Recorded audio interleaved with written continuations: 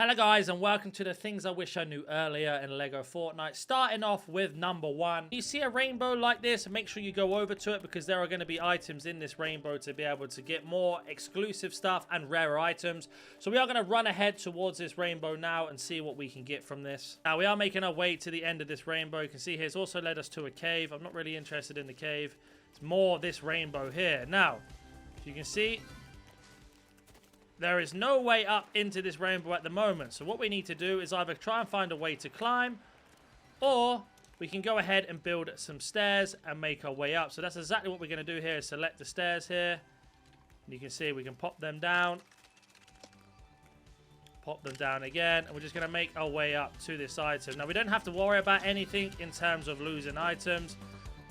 And as you can see here, we have made it to the rainbow where people will do some weird dances and everything for you here. And you can see there, we did a dance, and what the dance has done is given us all of these rare items, and now they are all going to disappear one after another. And once you've completed that and got all the items, you can go ahead and don't worry about losing the wood from the stairs that you built, because we can just go ahead and demolish it again, get our wood back that we originally lost, and then we have got ourselves the extra items. When you are under attack and you don't have any weapons, you can punch them, of course, with your attack button, or you can move into the water just like this.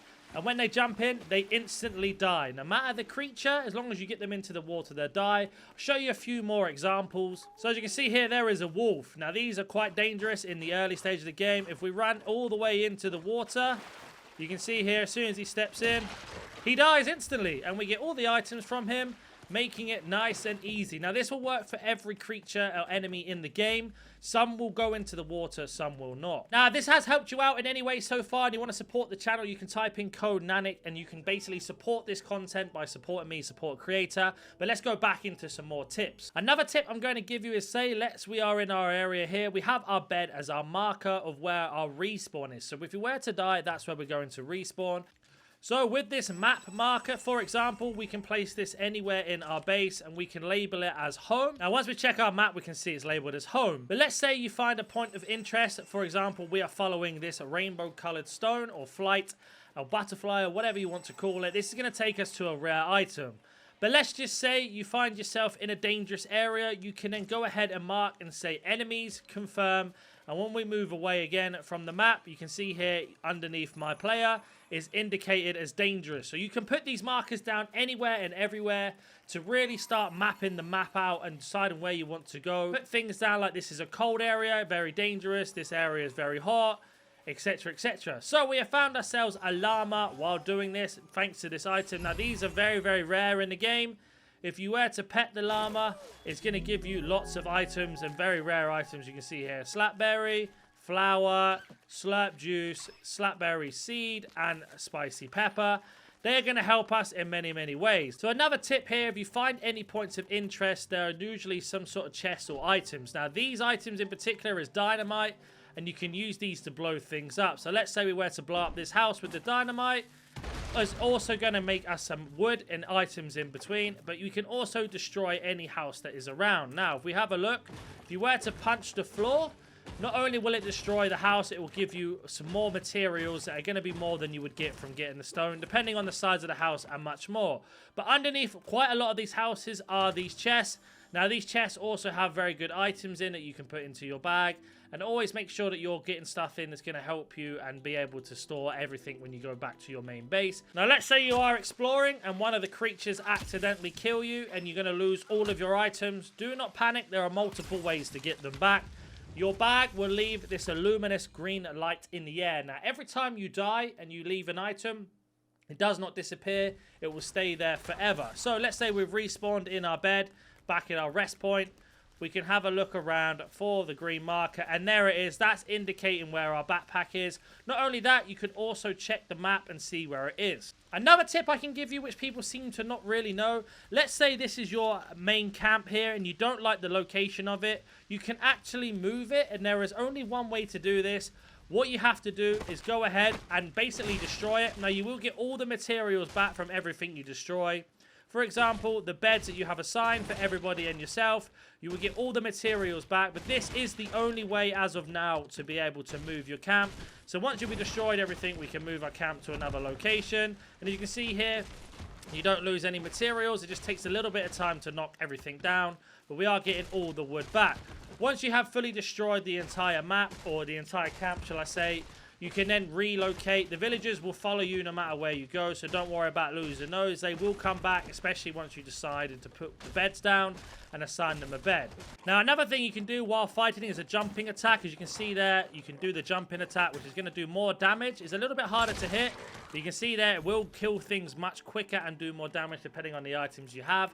Now, there is another campfire here, which means there are more players on there, which basically means, when I say players, I mean NPCs.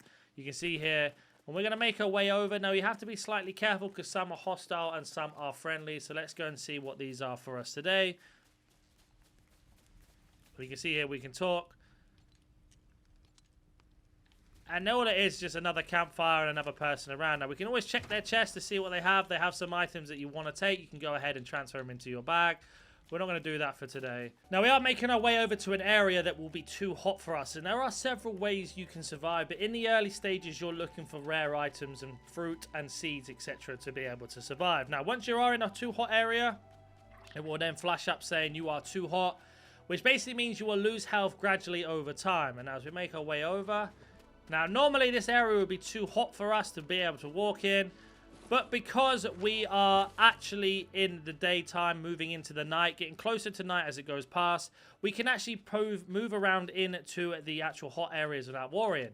Now, we are picking up some peppers here, and these peppers are really good for withstanding in the heat and etc. So if you wanted to get them, the best time is to move closer to the night time and search around an area. Don't forget to use your markers to find where those seeds are or peppers are to be able to use. And then you can basically go ahead and collect a load of these spicy peppers, which means you can withstand the heat for longer in the daytime if you needed to move around. You can see here we've got ourselves a lot of equipment. Now, we have got this massive wardrobe to store items in. And then on our right is underneath storage that we can put in. So there's anything here that we don't want, we can place in our storage and we can keep for a later time. Now, of course, depending on where you're going, you're going to need certain items. So let's say we wanted to go into the hot area later on. We can take our peppers and we can take our slurp juice and etc. to go into there. If we aren't and we're going to look to do something else, we can take other items. So it's very important that you are using the storage when you can. Now, a lot of things people don't know is you can actually upgrade your bench. And when you upgrade your bench, you get better items. For example, the forest axe and a brand new pickaxe, as well as a shovel, which can help you get better and rarer items and do more damage as well at the same time.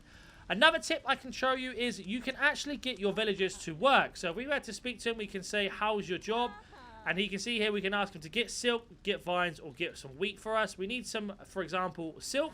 We can go get the silk, and we can get the vines, and we can get the wheat. All from him there. And now he's already done that for us. Now, if we wanted him to do the job for us again, you can say, how's the job going? Let's talk jobs.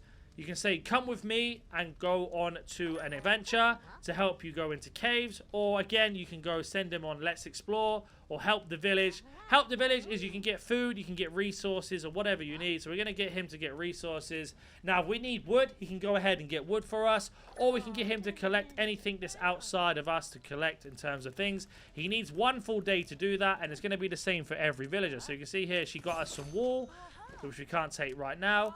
And then we can tell her to go ahead and do another job. Let's talk jobs. Let's stop with the Help the Village and get some food for us. A lot of mistakes people make is not crafting enough forest axes and pickaxes. Really simple to get. So for a pickaxe, we need 5 wood. For the forest axe, we need 5 wood and 2 granite.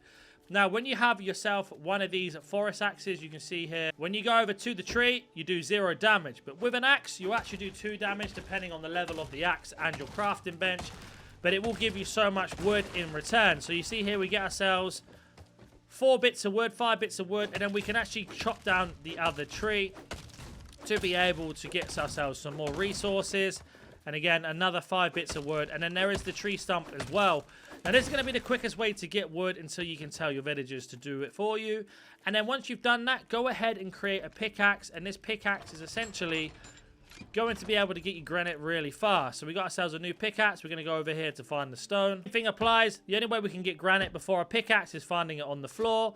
Whereas with the pickaxe, we can get ourselves granite really fast to help progress with the village nice and early. Another tip for you as well. Let's say there is a deadly animal near you, or a creature or an enemy, and you have no weapons and you've got no water around to use that little cheat that you can do with the water. Or if they are already chasing you, and run over to your village. Now, the reason why I suggest this is your villagers are going to fight the thing for you. They cannot die in the village, and they will basically destroy anything and everything that comes near you. Now, certain animals, for example, this wolf that wants to fight us, will only get to a certain point and he will not come any closer. Now, they have a certain radius of where they can chase you. So if you ever are being chased by enemies, don't worry, just keep running. You will eventually outrun them. So you can see nighttime is very close to approaching. There are a few things you can do here to farm yourself some bone and not actually get hurt in the process of doing it. I'm going to show you. So we are just going to fast forward to when it gets to nighttime. As you can see, it's now become nighttime. It is raining, but it doesn't matter too much. And all the animals have disappeared. So what that means is, as you can see, they're running off in the distance ever so slightly, is now skeletons will arrive. Now, skeletons are very difficult to fight against, especially if you're out in the dark and you don't have the right equipment. But there are several things you can be doing in the night. Step number one is gathering resources that are close to you, especially food, because that's going to give you, well, one, your health back, and two, much more things you can do. Once the skeletons do start to appear, I'll show you the next step. You can see there are a couple skeletons over this direction. Now, instead of fighting them, where we are close to our village, we're going to get their attention and get them to chase us. And we're going to make our way over to our village. Now, don't worry about your village being destroyed or anything like that, because everybody can fight. And you can see once she's been alerted, she will absolutely destroy all the skeletons. And they are going to give you their items. So we've got ourselves 4 bone there, or 8 bone altogether. A pickaxe as well, which is very helpful. And you can keep doing that over and over again. So I recommend building up some stairs just to have a look around to see when you can see some skeletons.